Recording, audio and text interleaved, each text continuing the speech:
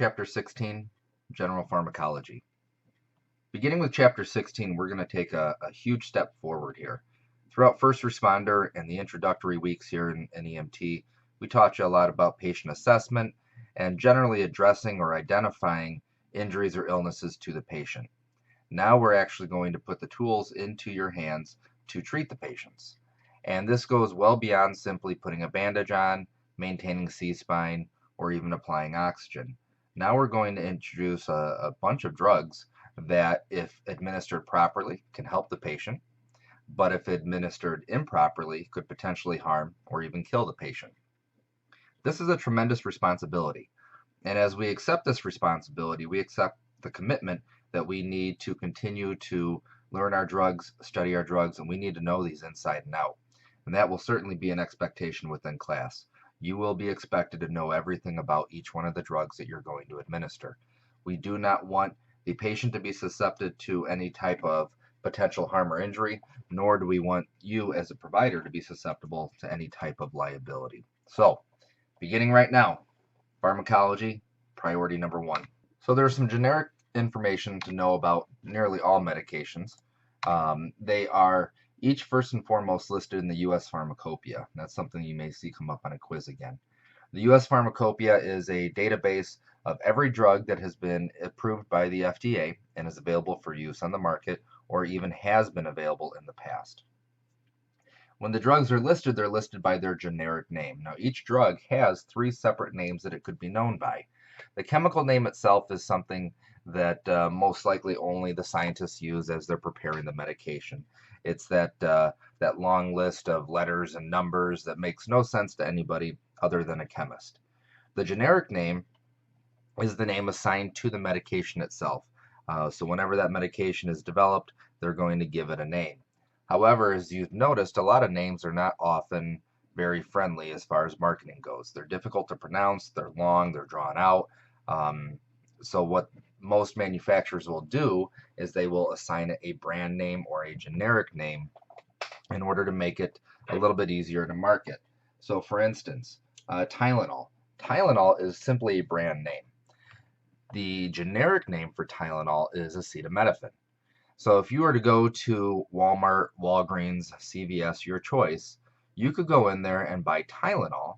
But when you buy Tylenol, all you're doing is buying the Tylenol brand of acetaminophen. You can also buy the Walgreens or CVS or Walmart brands of acetaminophen as well. And it's the same active ingredients. It is the same medication. It's just branded differently.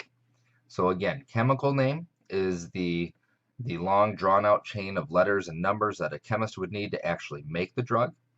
The generic name is the name that is assigned to the drug by the manufacturer, and then the brand name is used by the manufacturer to simplify things and improve marketability.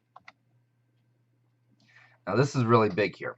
For every drug that we give, there must be an indication to do so. Why do we want to administer this drug? What is the benefit of administering this drug? There needs to be a clear, defined indication to actually give the drug. From there, then, once the indication exists, now we need to examine to make sure there are no contraindications or reasons not to administer it. So nitroglycerin, an indication to administer nitroglycerin would be chest pain.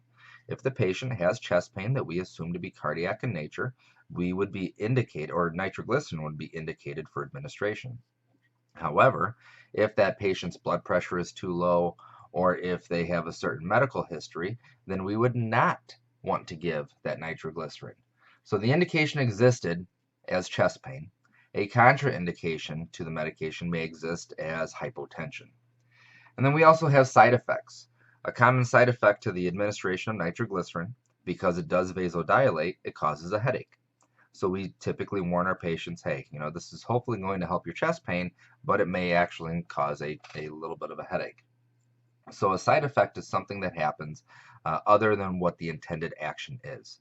So using nitro still as the example here, if a patient has chest pain and we think that it's cardiac in nature, they're having a heart attack, I have an indication to administer nitroglycerin. So long as no contraindications exist for the nitroglycerin, I can go ahead and administer it.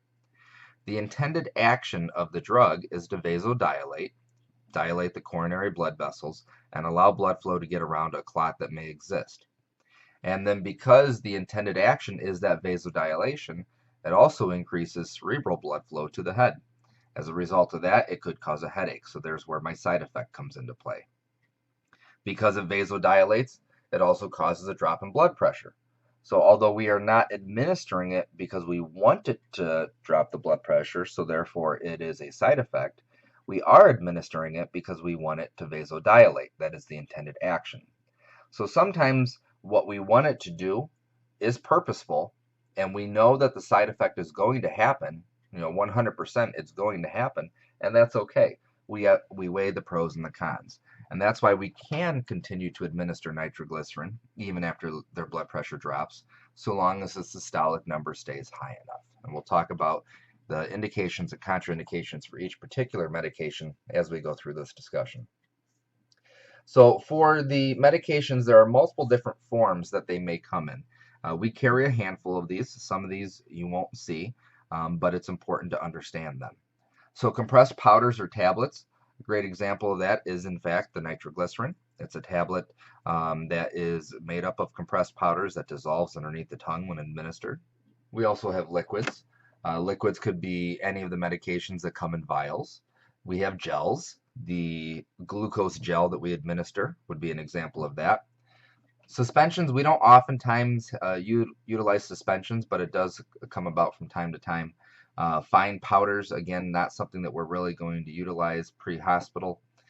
Gases, oxygen probably being one of the primary examples of a gas that we would use. And then we also have the ability to administer certain sprays or aerosols. A sublingual spray, nitroglycerin actually comes not only in a compressed powder tablet, but it also comes in a spray. Some of these you'll see we have transdermal patches that have a gel attached to the patch. We stick it onto our skin like a sticker, and that gel slowly absorbs through the surface of the skin. So when we administer this medication, and this just echoes what I talked about at the very beginning, this is an immense responsibility. And if done correctly, can really, really help our patients. If done incorrectly, can potentially cause a significant amount of liability for us and harm to our patients. So we need to know each of these medications intimately to make sure that we are aware of all of the positive and negative consequences for administering each one. Now, when we administer medication, we need to have direction to do so. We cannot choose simply to administer medication arbitrarily. We have to have an order. Now, those orders come in two separate forms, offline and online. An offline medical direction or an offline standing medical order comes in the form typically of a protocol or a policy. So when you review your protocol books, you look at it, you say, okay, the protocol says in the event of an allergic reaction, I should administer Benadryl 50 milligram tablet. And that's pretty simple. From time to time, though, our patients do not conform to the protocols. As a matter of fact, I would argue that more often than not, our patients do not conform to the protocols.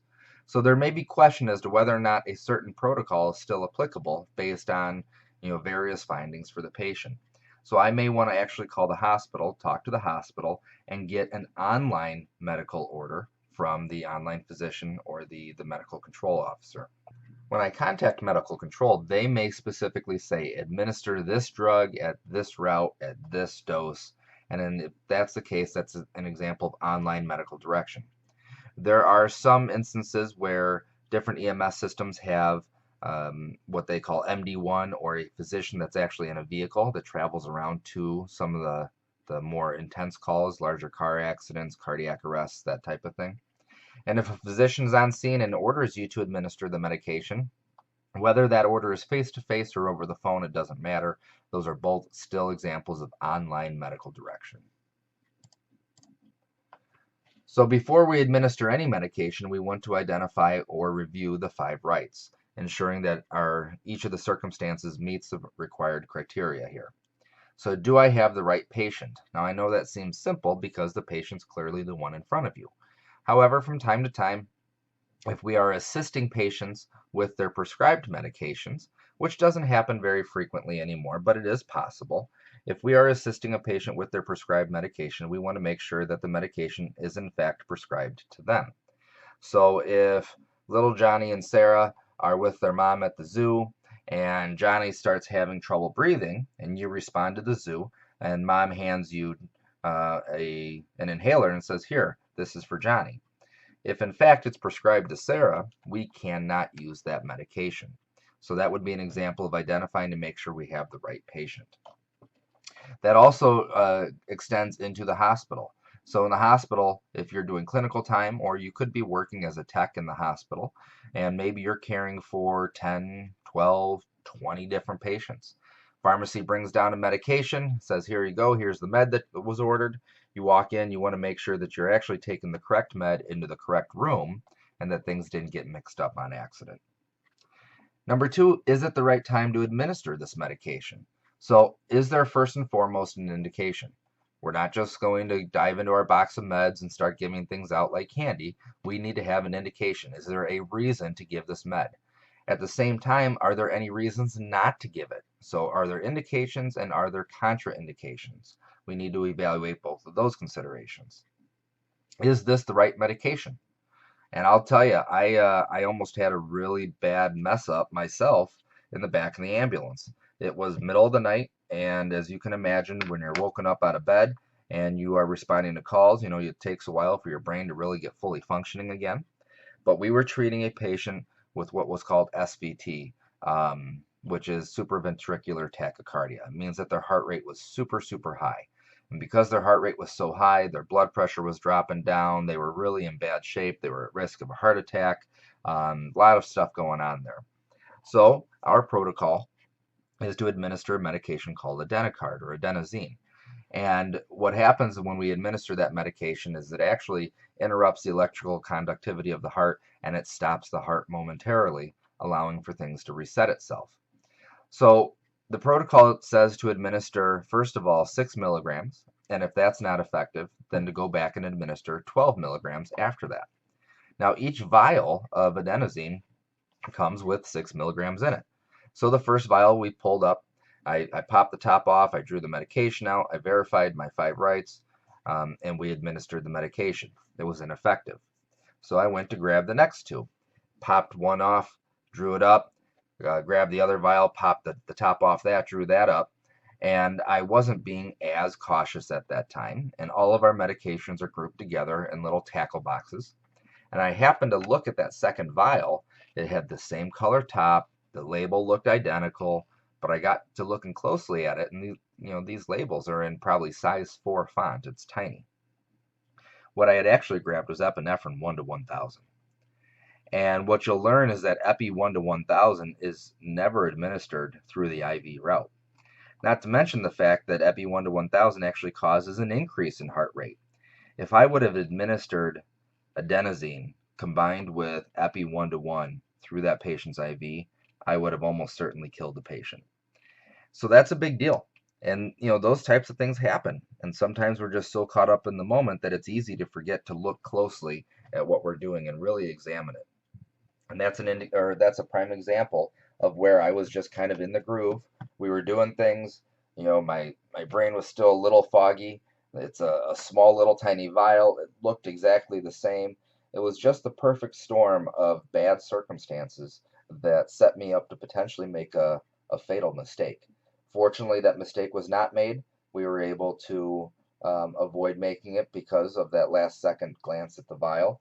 But the learning experience there is that we need to look closely at every single vial we ever touch. Before we draw any medication up, before we administer any medication, we should be looking at that vial. We should be handing it to our partner, allowing our partner to examine the vial. All these things, all these fail-safes or safety practices need to be put in place for our protection and, of course, our patient's protection. So again, number 3, is this the right medication? We need to look closely. Did I grab the wrong one by accident? Number 4, is this the right dose? I think that goes without saying. We need to administer the proper dosing for our patient. Now, dosing at the EMT level should be generally straightforward. There will be a couple more complex doses that you'll have to figure out. But once you go up to the paramedic level, you are doing all sorts of calculations, and nothing is is just set and ready to go for you. You have to figure out the patient's weight, convert it into kilograms, then you have to assign a certain dose based on the patient's weight. You have to convert that to the equivalent volume and then draw that up. It's a pretty tedious process with a whole lot of math involved. But generally speaking, make sure that you're given the right dose. And then number 5, am I giving this medication by the right route of administration? Seems to make sense. I use the example of Epi 1 to 1000. So as an EMT, you carry only Epi 1 to 1000. And what that means is that there's the concentration of epinephrine in that vial is 1 to 1000 parts. Okay? That is a lower concentration, and that is meant to be administered intramuscular. As a paramedic, we also carry what's called Epi 1 to 10,000, which is a much more diluted dose of epinephrine. And that dilution is meant to administer through the IV route. So for me, if I were drawing up epinephrine, I want to make sure that I'm drawing the appropriate dose based on the route that I'm going to be administering it. If I give it IV, it's a different concentration of the medication and a different dose normally than I would if I were to give it intramuscular, which is what EMTs would be administering. So looking at, again, do you have the right patient? Do you have the right indications, and are there any contraindications to the medication? Do you have the right med? In fact, did you pull the right med out, and is it the right one that's in your hand? Are you prepared to administer the appropriate dose? And are you going to administer it via the appropriate route? All things to consider. Now, talking about routes of administration, there's a whole bunch of them. Only a handful of them are going to be dealt with at the BLS level, but you should still be familiar with all the different routes because there's a good chance that you could be assisting on an ALS rig. So oral, obviously something that is swallowed, right? If it is something that the patient ingests into the digestive tract, that would be considered oral. Simply putting it in their mouth does not constitute oral. It actually has to enter in through the digestive tract. And that, as a matter of fact, is also a term called enteral. So any medication that enters the body through the digestive tract is called an enteral medication. Anything that is administered through any other route other than through the digestive tract is considered parenteral. So when we think about the digestive tract, you got to think about the beginning and the end. So an oral medication that is swallowed goes into the stomach and then transfers down through the intestines would be considered an enteral medication. But a suppository or an intrarectal administration of medication would also be considered an enteral medication. Everything else, again, would be considered parenteral from there. Sublingual is something that goes underneath the tongue. That's typically going to be the nitroglycerin tablets that we administer. Inhaled would be an example of oxygen. It could also be an example of Albuterol or Atrovent, which are both medications that will be given through a nebulizer. Intranasal is something that we spray up the nose. This is very common. You'll see this now with the Narcan kits.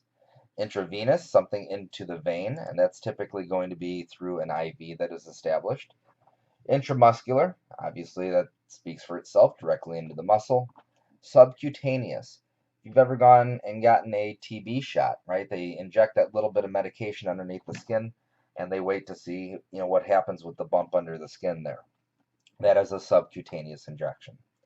Intraosseous is something that actually drills directly into the marrow cavities of the bone. And then the endotracheal route, if somebody's intubated, this is not very popular anymore, but it's still a potential option. If somebody has an ET tube in place, we have the ability to actually dump the medications down the tube and then allow that to go into the lungs and be absorbed through the alveoli. Now, as you can imagine, the concept of dumping liquid into the lungs is not exactly an exciting option. So we typically don't do that. That is very unpopular, and it's been pulled from most protocols. But back in the day, before we had intraosseous options, the endotracheal route was really one of our only emergency routes of medication administration. A few terms that you should be familiar with. Pharmacodynamics, the study of effects of medication on the body. So once we administer the medication, what is it that it's supposed to do? How does it work? What are all the indications? What are the contraindications? How does this potentially harm the patient? How does it potentially benefit the patient? And every time you hear a medication commercial on TV, it talks about all the potential side effects, right? That is all based on the study of the medication, the pharmacodynamics. So we want to look at, again, what does this do? How does it work? How does it benefit my patient? But we also need to understand, based on those things, what are the potential side effects? How could it negatively impact my patient? As far as reassessment goes, we need to be sure, obviously, that we assess our patient prior to medication administration, and then that we reassess our patient after each medication is administered. And when we reassess, we're looking to see is it helping, right? Has the patient's symptoms or concerns, have they subsided? Is the medication doing its job? We also want to identify the presence of any potential side effects that we need to treat or address. So every time we administer a medication, we need to promptly reassess and continue to reassess our patients. We also want to make sure that we document every medication that is administered. That includes oxygen. When we document it, we document the name of the medication, the time we administered it, the dose, the route, and any other relevant information that may be associated with that. So these are the medications that an EMT is authorized to administer within the state of Illinois. The state of Illinois has an expanded scope that goes beyond that of the national scope.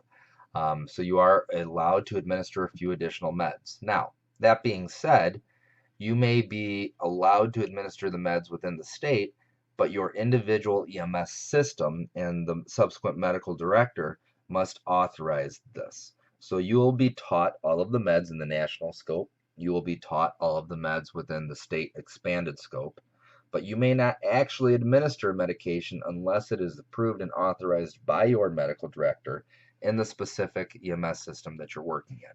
So several hoops that we have to jump through before we actually start pushing any drugs. So there's a handful of different medications on the ambulance. This is actually an older slide. I apologize. I need to update this. You will be carrying aspirin, nitro, oral glucose, and oxygen. Most places, though, we no longer use activated charcoal, so you can just kind of forget about that. In addition to that, though, within the state of Illinois, you'll also be carrying glucagon, Narcan, Atrovent, Benadryl, and Zofran. I see that Atrovent is listed twice. My apologies. So aspirin.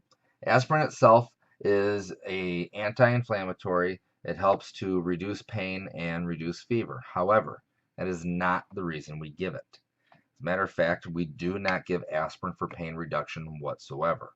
What we're actually administering aspirin for is because one of the actions of it is it causes the platelets in the body to become somewhat slippery. It prevents the platelets from binding together. And so when a patient is potentially having a heart attack and they have a clot, we want to slow the growth rate of that clot. We want to prevent additional platelets from sticking to the platelets that are forming the clot. And that's why we administer the aspirin. So if somebody were to say, what is one of the indications for aspirin? If you say pain or pain management, that is absolutely inappropriate. If you look up here at the indication, it says chest pain, presumed to be cardiac in nature. We are not treating the pain. What we are doing is we're treating the suspected clot that exists, and we're doing that by trying to prevent those platelets from sticking together. Now, you'll see that there's one indication for the use of aspirin, and again, that's chest pain presumed to be cardiac in nature. And there's a whole list of contraindications.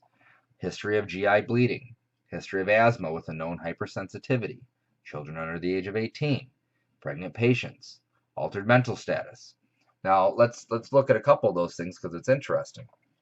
First of all, history of GI bleeding. The patient should be able to tell you if they have a history of any type of ulcers or anything like that that causes GI bleeds. But the history of asthma with a known hypersensitivity. Simply having asthma does not preclude the patient from having aspirin. What you need to do, though, is say, listen, have you ever had aspirin, or do you have a history of asthma? Yes. Okay. Have you had aspirin before? If they say, yes, I take it all the time, you're fine. No problem. But for some patients, aspirin actually causes an exacerbation of the asthma that they have. So they should be able to tell you, no, I have asthma, but I cannot take aspirin. And in that case, we simply withhold it. Children under the age of 18, that's ironic because we're actually administering, and if we go back a picture, we're administering children's chewable aspirin. So this isn't the type of aspirin that you hand them a glass of water and they swallow the pill. you're actually going to give them 4 smaller tablets. They chew them up and they swallow them that way. So despite the fact that we are administering children's chewable tablets, we do not give it to anybody under the age of 18. We don't administer to pregnant patients and anybody who has an altered mental status that prevents them from following commands or prevents them from swallowing a medication safely. We would not give it. So simply having an altered mental status does not, again, preclude us. If the patient is awake, they're talking to you, but they're confused on what day of the week it is, by definition, they're altered. However, that doesn't mean that they can't swallow medication. This means if they're altered to the point that they're at risk for aspiration, then we should withhold the medication. But if they're able to answer questions appropriately, or we feel that they can swallow without potentially choking or aspirating, then it's okay to administer. So the actions of aspirin is it's an NSAID, non-steroidal anti-inflammatory drug, and it prevents the clots from getting larger. Now you'll see up there that the generic name is listed, acetylsalicylic acid, right? Again, you'll see that's not an easy word to say. It's definitely not something that's easy to put on an advertisement. So the generic name is the acetylsalicylic acid, but the trade name is aspirin, right? And that's what we go by. We'll also see it abbreviated ASA. And you'll see that in your protocol books. Almost everywhere you're going to see aspirin abbreviated as ASA. Side effects from aspirin. And I've never honestly seen any of these side effects occur, but it says that it could possibly happen. Nausea or vomiting, irritation or bleeding, or wheezing, and that would be the exacerbation of the known asthma. If any of those things happen, then we would have to look at potentially treating those also. So if I administered aspirin that causes nausea, then I may have to administer Zofran. If I administer aspirin and that causes wheezing, now I may have to administer Albuterol. But again, I want to make sure that there are no indications or specifically contraindications that would prevent me from going on to those secondary drugs. So typically when we look at something, we want to avoid giving it if we think that any of these bad side effects would occur. But sometimes we still have to give the med even though we know there's a risk of those side effects. And if those side effects do pop up, then we just have to deal with it when they show themselves. So the dose of aspirin, 324 milligrams. Now that is administered through 4 separate tablets, each tablet 81 milligrams in strength. So the total dose itself is actually 324 milligrams, and that's how we would chart it.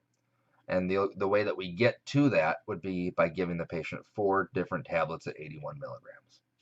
And that's administered through the oral route, so they put it in their mouth, they chew it up, they swallow it. It's an enteral medication because it goes in and it's absorbed through the digestive tract. Albuterol. Albuterol is a beta-2 agonist, meaning that it helps to relax the smooth muscles.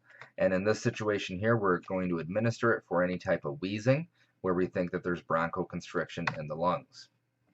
Several different routes it comes in. You'll see this is a meter dose inhaler that most patients are prescribed if they have a history of some type of respiratory illness. And then going back here, these are the different little vials or tubes that we have that has the medication in it. We can squirt that into our own personal nebulizers that we can administer to the patient. The indications for albuterol would be that bronchospasm. And that bronchospasm needs to be associated with a known respiratory issue. If the patient is wheezing because they inhaled superheated air because they were involved in a fire, then that's not going to help us, right? That's actually a bunch of swelling that's occurring that's causing that wheezing. So we want to administer it for bronchospasm where the smooth muscle that surrounds each of the bronchioles has actually constricted down. And we're trying to address it by relaxing that smooth muscle.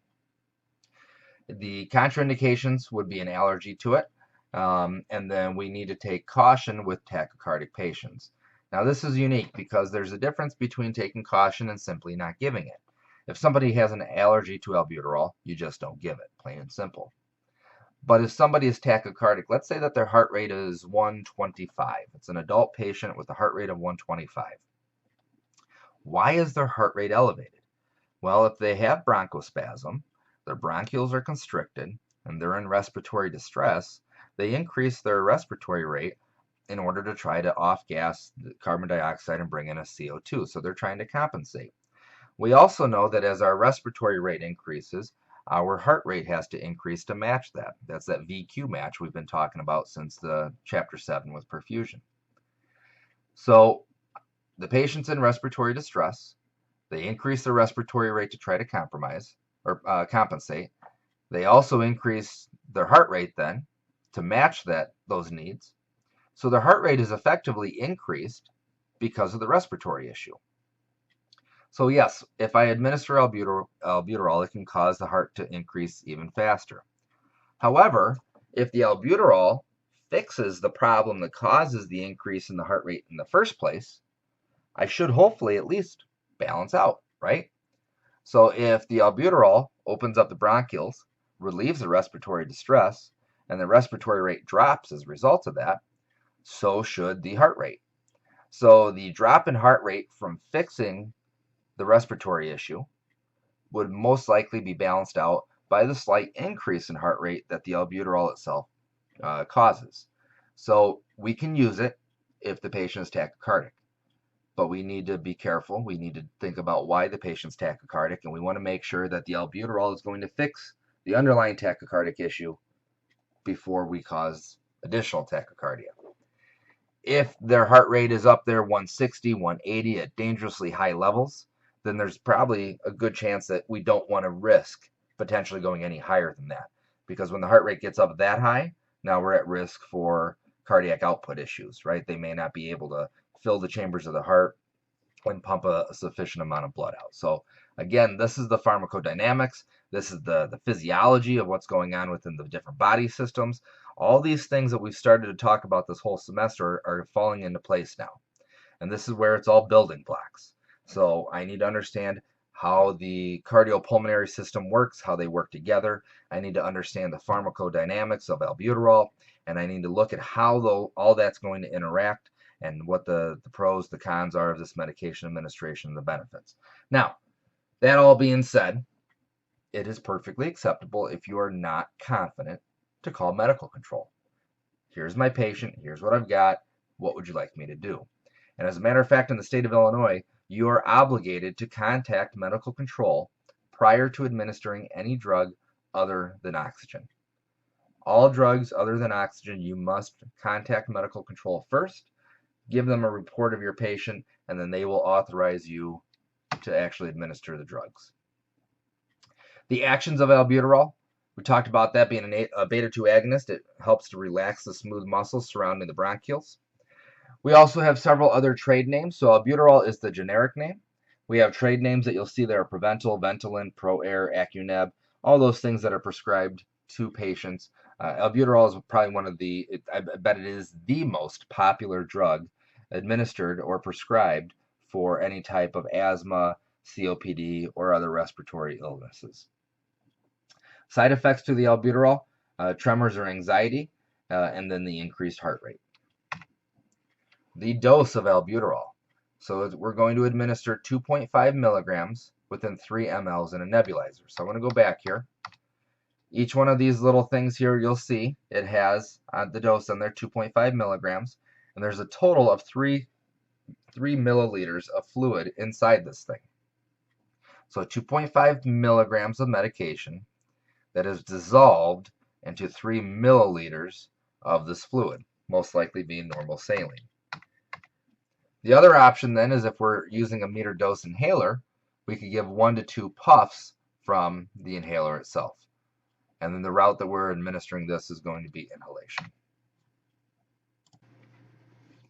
The next drug we're going to talk about is Benadryl. Ignore this reference to aspirin down here. When I added the Benadryl in, I copied a slide over. So nonetheless, Benadryl.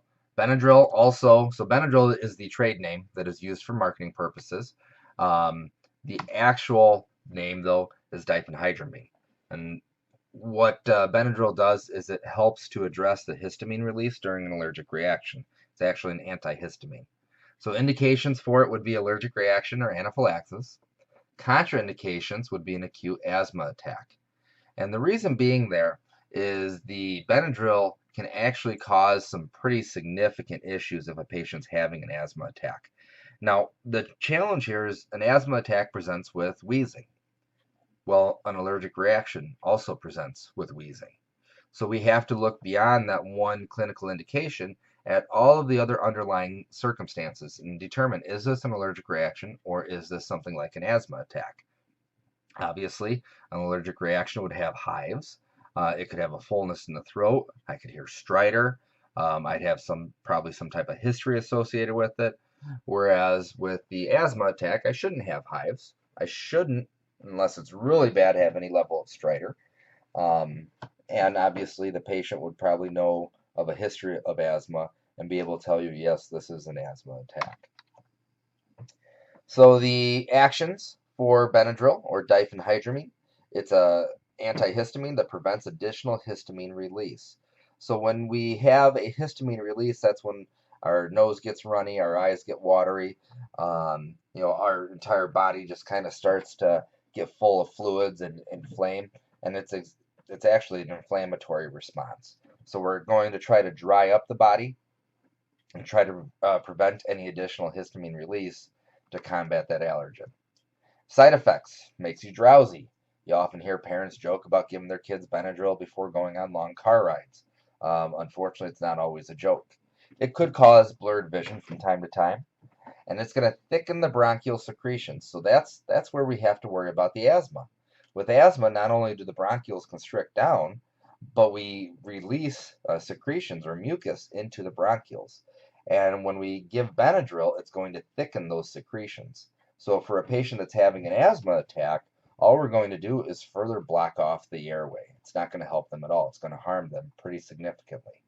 So that's why we have to be able to discern the difference between the asthma attack and the actual anaphylaxis or allergic reaction that we're trying to treat. Could cause dry mouth because we're drying everything up, and then dilated pupils. The dose of Benadryl is 50 milligrams, and that's administered through two 25 milligram tablets. And each of those tablets are administered through the oral route, which they are chewed up and then they are swallowed. Moving on to epinephrine.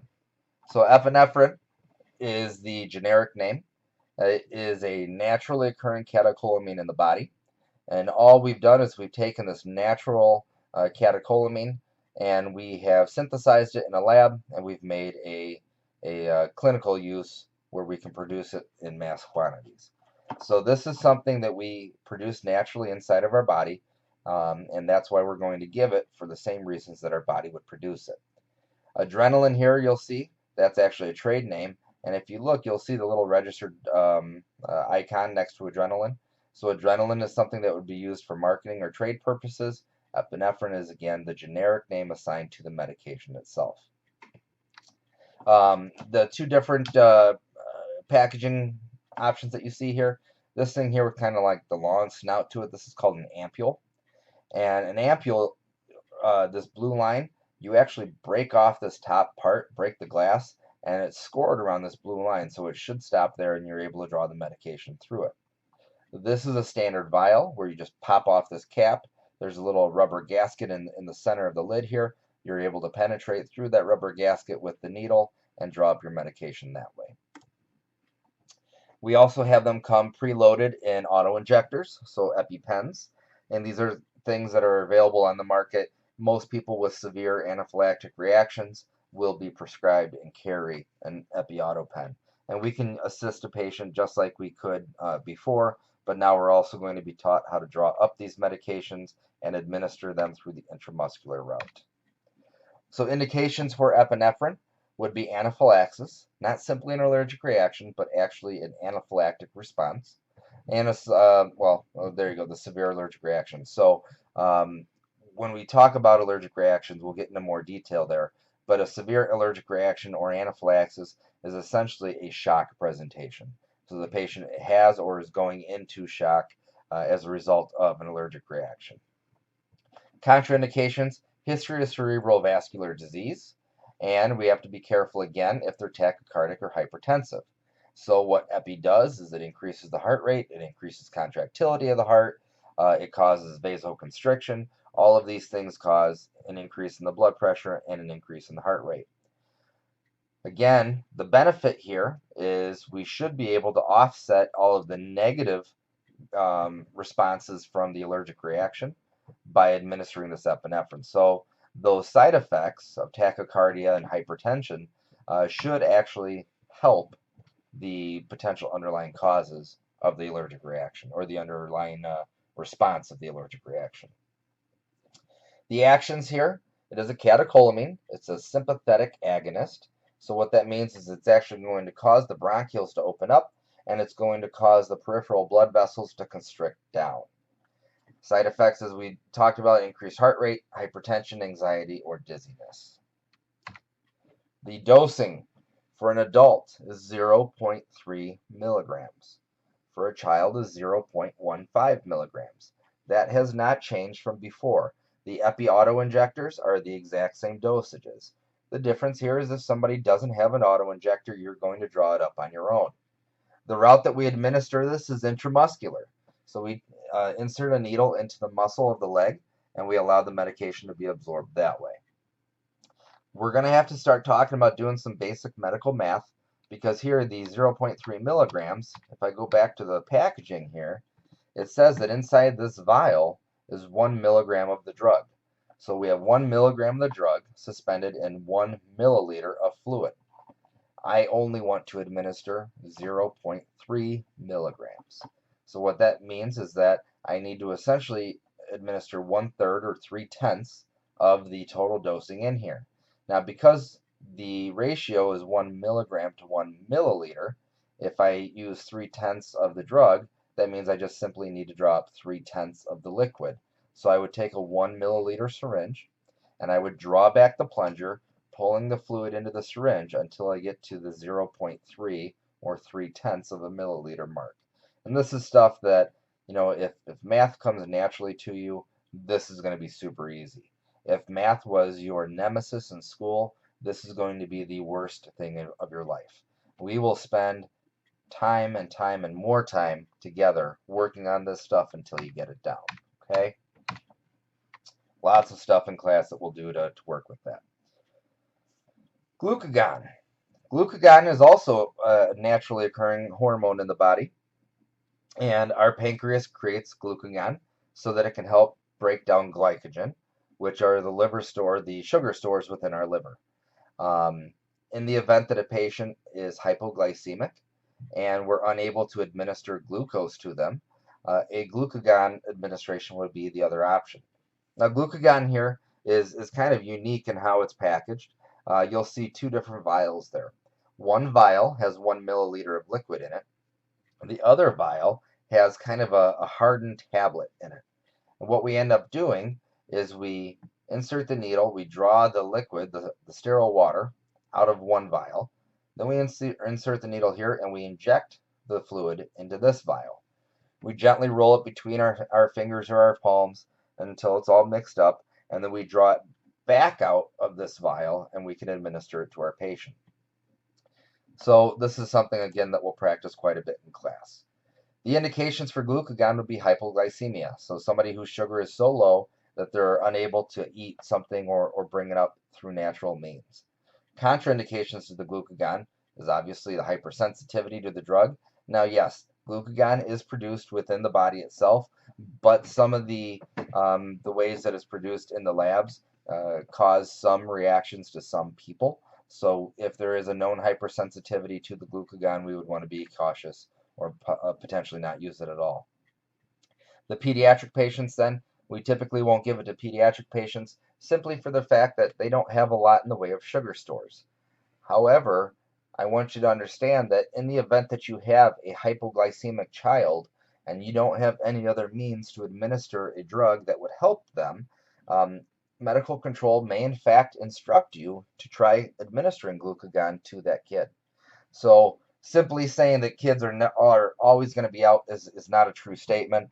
Medical control may tell you, hey, try a Hail Mary pass here and see if you can get this to work. The actions of glucagon, then, it's a synthetic hormone. It converts the glycogen into glucose, and then once it's converted into glucose, that glucose can be used by the body for purposes of metabolism. It increases the blood glucose level, and that's done obviously passively by converting that glycogen into the glucose. The side effects of glucagon, then, it could potentially cause vomiting. Again, something I've never seen in my life. And it could cause an increase in the heart rate. And that increase in the heart rate is not specifically from the glucagon. The increase in the heart rate is actually because all of a sudden the body has sugar stores that are now made available to it, and that metabolic rate increases, trying to get caught up for all that time that it was hypoglycemic. So an increase in heart rate secondary to the glucagon is actually a good thing. That's an indication that things are working. Our dose. Our dose for any patient that weighs more than 20 kilograms is 1 milligram. And in class, we're going to talk a lot about converting pounds to kilos and everything else, but essentially any patient who weighs more than 44 pounds, that's the equivalent to 20 kilos, is going to receive 1 milligram.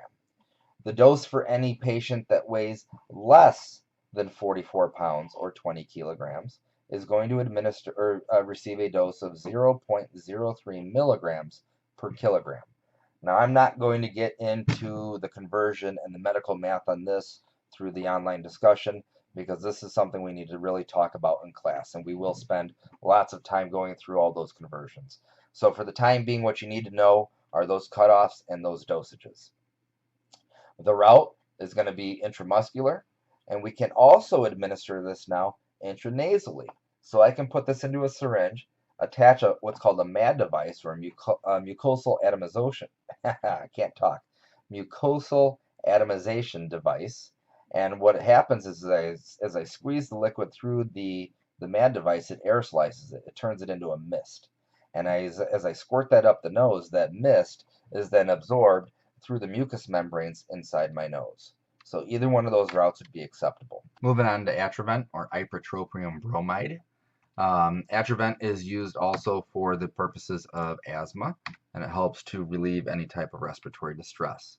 So what it does is it relieves bronchospasm, or I'm sorry, the indication here is bronchospasm secondary to the asthma or allergic reaction. So if they have wheezing, right, Atrovent would be an indication. Contraindications would be hypersensitivity to it. The actions then, it is an anticholinergic, so it's a bronchodilator, and it helps to open up the bronchioles a little bit more to allow for additional airflow. The generic name again is ipratropium bromide. The trade name would be the Atrovent. Side effects could cause dry mouth, nausea, blurred vision, or even pupil dilation if there's contact with the eyes. So when we're administering Atrovent through the nebulizer, we want to be careful to make sure that that mist doesn't go up and get into the eyes itself and cause some discomfort. Dosing for Atrovent, 0.5 milligrams and 2.5 milliliters. So similar to the Albuterol, it's dissolved into that liquid. And then the route is inhalation through a handheld nebulizer. That was a pretty simple one. Narcan. Everybody's been hearing a lot about Narcan lately, right? So Narcan is administered for the purposes of a narcotic overdose, right? Which is why it's called Narcan. Narcan, though, is a trade name. The generic name is naloxone. The indication is, and this is really important, guys, because this is a lot different than what you're hearing on TV. The indication is respiratory depression secondary to a narcotic overdose. So what we look for is a patient who is respiratorily depressed with either pupil constriction and or altered mental status. So if we believe that the patient has taken some type of narcotic and their respiratory system is depressed, meaning that their rate is too slow, then we would administer the Narcan. However, it is our protocol that if a patient is administered, they're unconscious even, but their respiratory rate is sufficient to sustain life, then we will not give the Narcan. Even though that they give this over the counter and everybody's friends have them, and the cops have them and everything else, and they're just pumping people full of Narcan because it's this miracle drug, there are in fact side effects. Now the reason that they have made it so widely available on the market is because the side effects aren't quite as bad as the potential for death in all these overdoses that were occurring. So they said, listen, yeah, giving Narcan all these times with all these dosages, there could be bad things that come from it.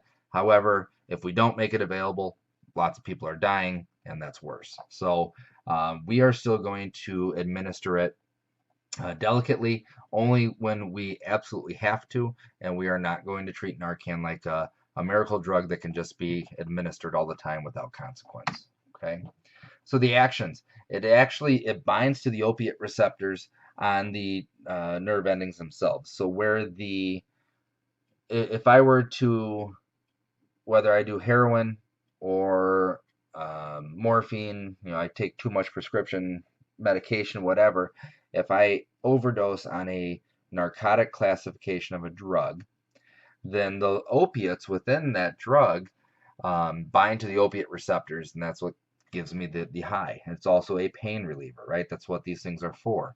Somebody who has surgery is given opiates following their surgery as a pain reliever.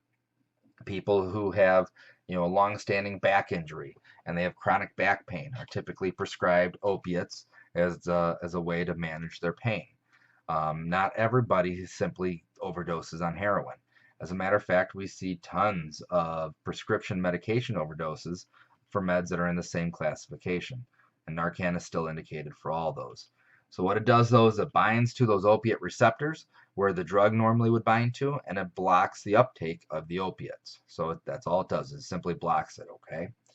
There are side effects though. Side effects could be the withdrawal symptoms if we take away the patient's high, especially if we take it away too quickly. And as they go into those withdrawals, they could have seizures, tremors. They could wake up, become very combative, and I can testify to that. That happens quite a bit. And obviously would increase their heart rate and increase their BP. Typically, though, those things are positive indicators that the drug itself is working. We'll talk a lot about Narcan when it is and is not appropriate, and a lot of the drugs that it can be utilized for. The dose. This is again important because this is different than what everybody else is doing. This is different than the cops. This is different from the junkie friends that are giving it over the counter. Our dose here is 0.4 milligrams. That's it. Now we can repeat that dose in order to get to the desired effect, but we're going to give it in 0.4 milligram increments. The route is intranasal or intramuscular. You have the option of doing either one of those. Nitroglycerin, something that you guys have all heard of before. We know that anybody that has chest pain and we think they're having a heart attack may be deserving of nitroglycerin. So there you go. Indication, chest pain suspected to be cardiac in nature. Contraindications would be any erectile dysfunction medications within the last 48 hours. And that's kind of broad because we have multiple meds that are on the market now. Viagra, Levitra, Cialis, etc. Some of those are within the last 24 hours. Some are within the last 48. Some are 72. So we just have to really be careful and look at it. Typically, your protocol book will give you specific parameters for each one of those medications. And we have to especially be really delicate in how we pose this question, right? Before we start asking patients personal questions about erectile dysfunction and any medications that they may be taking, we need to be really clear to explain to them, hey, I want to administer this drug called nitroglycerin. However, it can react really poorly if you've taken any of these other medications within the last couple days. Can you be honest with me? Have you ever taken these, or have you taken them in the last couple days? And if they say yes, we're probably going to want to hold off on administering it. What happens is those erectile dysfunction medications have the same actions as nitroglycerin. They serve to vasodilate. And by vasodilating, that allows, and for the purposes of the ED meds, for a erection. However, that same vasodilation will occur from nitroglycerin.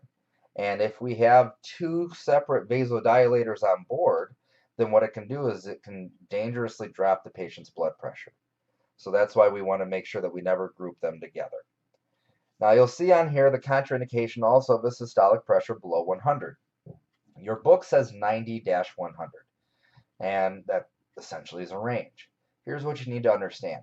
We don't want to see the patient's pressure drop below 90 after we give the med. We anticipate at least a 10-point drop if we give the medication. We know that we're going to see a drop in blood pressure every time we give nitro. So as long as we make sure that the systolic pressure is above 100, then even if we have that 10-point drop, then it's not the end of the world because we should still hopefully be able to keep the resulting systolic pressure above 90. But if their pressure is below 100, we are not going to give any additional nitroglycerin. Action, it's an organic nitrate that vasodilates. And yes, nitroglycerin is the same thing that's used in TNT or dynamite. However, it is used in much different ways and much different concentrations. It dilates the coronary vessels. So when we administer the first round of nitro, The first 1 to 2 tablets should focus primarily on the coronary vessels. However, as we administer subsequent doses as needed, we start to see more of a systemic effect. So each time that we administer nitro, we'll start to see more and more of a blood pressure drop. And it's going to help to relieve that vasospasm. So if there is a blood vessel that is occluded by a clot in the heart, and that's what's causing the heart attack, we should see the blood vessels dilate from the use of the nitroglycerin, and that would either allow the clot to advance further down and do less damage, or if the clot is fixed to the sidewall of the artery, then it would allow the blood to flow past it and still continue to perfuse the rest of the heart. Side effects then would be headache or dizziness and hypotension. Our dose, 0.4 milligrams ODT. ODT stands for oral dissolving tablet. The route is sublingual, so we place that underneath the tongue and we allow it to dissolve. They do not chew it, they do not swallow it. Therefore, it is not an enteral medication, it is a parenteral medication. And some systems do actually provide you with a spray that allows you to just kind of give a couple squirts underneath the tongue. On that note, too, other routes. So some people with chronic cardiac issues have nitroglycerin patches. This is especially popular in nursing homes and stuff like that. So we need to be wary of that. We need to look at their med list. We need to look at their history. We need to make sure that we're examining our patients. And if we do find that they already have a nitro patch, on their shoulder, on their arm, whatever, we need to remove those patches before we can administer any subsequent nitroglycerin. And really, that applies to all medications. If they have a medication patch, we should probably remove it before we administer more of the same med. Zofran then. Zofran is for nausea. So it's called an antiemetic. It's a very popular medication. Anybody who is post-op and they feel nauseous gets this. This is prescribed on a regular basis by OBs for any woman who's pregnant with morning sickness. Super, super popular drug, and it just helps to address the nausea. So the trade name is Zofran. The generic name is ondansetron, and it is again administered for the purposes of nausea. Contraindications, PKU. PKU is, I got to tell you, I had a friend that her kids had it, and it was something that affected what they could eat and nutrient uptakes and stuff like that. I don't really know much about it, but if the patient tells you they have PKU, then don't give Zofran. That's what you need to know there. Altered mental status also would be a risk, and again, that's only if they are at risk for aspiration. Okay, if they're able to take the medication without risk of aspirating, then it's fine. It's a serotonin receptor antagonist or antiemetic. All it does is it prevents you from feeling nauseous. That's what you need to know on that. Side effects, headache, dizziness, and it could cause hypotension, although I have never seen any side effects whatsoever from the administration of Zofran. Dose here is 4 milligrams. So we need to be careful with the 0.4s and the 4s and everything else. We saw with the Narcan, we saw with Nitro, that both of those are 0.4 milligrams. Zofran here is actually a total of 4 milligrams. And that is given through an oral dissolving tablet as well. Oral glucose, something again that should be familiar to you for the purposes of hypoglycemia. If they have a low blood sugar, this is something that's quick and simple. We can squirt it into their mouth. We can allow it to absorb through the sublingual areas. It can be absorbed buccally, meaning in the sides of the cheeks. They can swallow it and it can be ingested. It really doesn't matter. It's just simply a sugar paste that gets drawn up into the rest of the body. Contraindications then would be an altered mental status where they are unable to swallow without risk of aspiration. The actions here, it's a carbohydrate, so it increases the serum glucose levels in the blood, and there are no known side effects to it. It is literally just sugar. The dose, and we'll see different dosages depending on the tubes that it comes in. Typically, it's a 25-gram tube that we administer it orally. And if we go back here, you'll see it's printed on there 25 grams. However, I've also seen 17.5 grams, It really doesn't matter. What we're administering is a tube of it, but no matter what tube you're provided by the hospitals or EMS system, just know the dose and make sure you document it appropriately. Whether you give 17 or 25 or 30 grams really doesn't make a difference. Activated charcoal, I'm just going to skip over this because we don't even use it anymore. And then the rest of the stuff here, I'm going to allow you an opportunity to look through this on your own time. Also read through the textbook. There's a bunch of different medications that patients are on that we should be aware of, what they do or how they're used. Herbal agents are really popular these days as we try to divulge a little bit away from Western medicine. Let's just throw prescriptions at it all the time. A lot of people want to look at natural elements that could help heal things. My wife, she does a lot with the essential oils, and I'll be honest, I'm even convinced that a lot of those oils are effective in trying to alleviate a lot of symptoms. Assisting in IV therapy here, I'm not going to again talk about this because there's just no way to visualize it by talking about it. So we'll practice this in class on a handful of different occasions and make sure that you're comfortable with that. Obviously, IVs are an ALS skill, but as a BLS provider, you're able to assist with that, okay?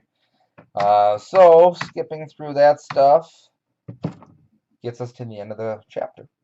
It's a lot of information. That's an hour discussion on drugs. So I know that it's a lot. What I recommend is that you print out the slides for each of the medications that are in this presentation, and you use those as flashcards. It's a great reference tool. It's a great learning tool, and just study, study, study. I can tell you right now that not knowing your medication actions, the indications, the contraindications, the dosages, all that stuff will constitute failure when it comes to the skills testing. Okay? You absolutely must know your drugs. I'll say that one more time. You absolutely must know your drugs. Your skills manuals are also a great reference tool. It lists all that stuff out there for you, so you can reference each page for each of the medications. If you have any other questions, shoot one of your instructors an email. Thanks a lot for listening and have a great day.